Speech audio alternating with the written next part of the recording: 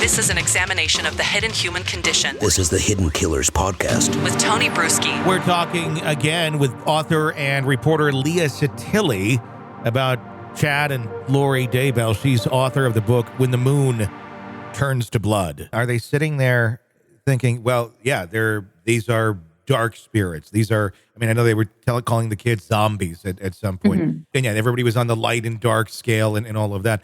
It was that, a real kind of passive aggressive, you are very screwed up in the head, there's some sort of mental disorder going on here, way of justifying the murders and ways of justifying getting rid of these people. So it somehow did make them in the right to take this money because they're going to use that money for the good of spreading their crazy message. And if people have to die to do it, then, well, that's just what God would want. And, they're basically martyrs. Is that kind of the direction? I think so.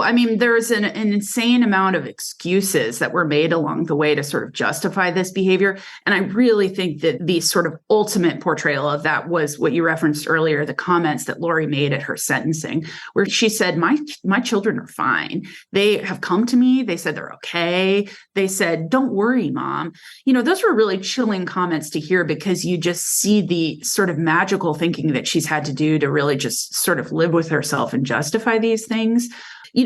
We also heard from the judge at her sentencing that she has an extremely complex mental health diagnosis. I won't even surmise to talk about what it all means, but I think it'll be very interesting to see if a similar diagnosis or something like that is at play with Chad Daybell, or if it's something, more, if he doesn't have one, that almost seems more nefarious. It does. It feels like maybe he was getting in way too deep and his desire to have her was, overriding literally everything. And maybe he thought he could, run down that road as far as he could. The fact that she's stuck with it for so long is, extremely disturbing. And with that being said, we do have the possibility here of another trial for Lori Vallow in Arizona, unless there's some sort of plea deal between now and then. And I said it at the beginning of the last one, I know there was no insanity defense there, but should there be?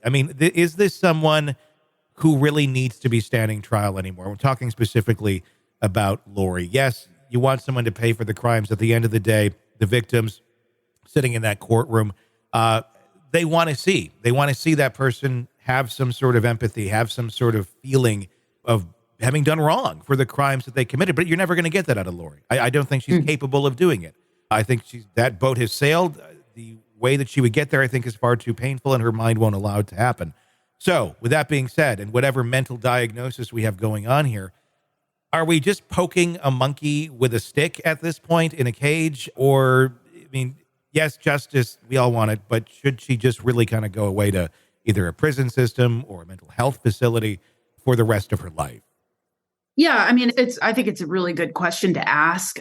In Idaho, she went through, I want to say 2, if not more, major mental health assessments. This was part of the reason the trial was delayed for so long, was that she kind of was going in and out of competency, as they call it, because I think they were trying to really understand, is this woman so mentally ill that she can't understand what's happening here? But at the end of the day, they did decide, and the judge did decide she could understand that there was a lot of manipulation at play. So I guess if something else comes out that says that's not right, or if Arizona does their own assessment, then I think that would be the only way.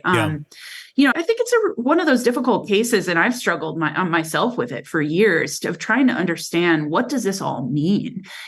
Could someone that presents themselves to be so normal, by all accounts, she was this, mom that people were like, oh, she threw the best birthday party. She was so good to her kids.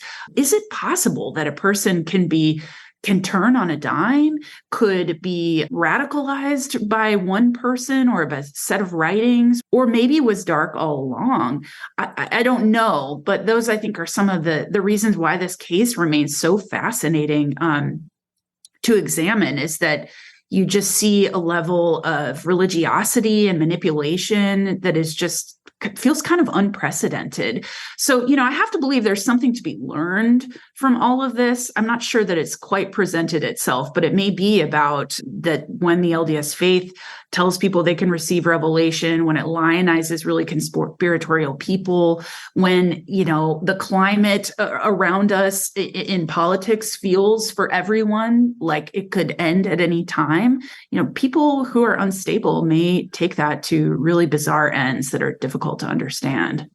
Sick of the ads? We are too. Start listening with no commercials now and get access to all of our episodes in advance of everyone else. Become a True Crime Today Premium Plus subscriber on Apple Podcasts. Search True Crime Today Premium Plus on Apple Podcasts or go to our podcast page and sign up now. True Crime Today Premium Plus. Sign up now.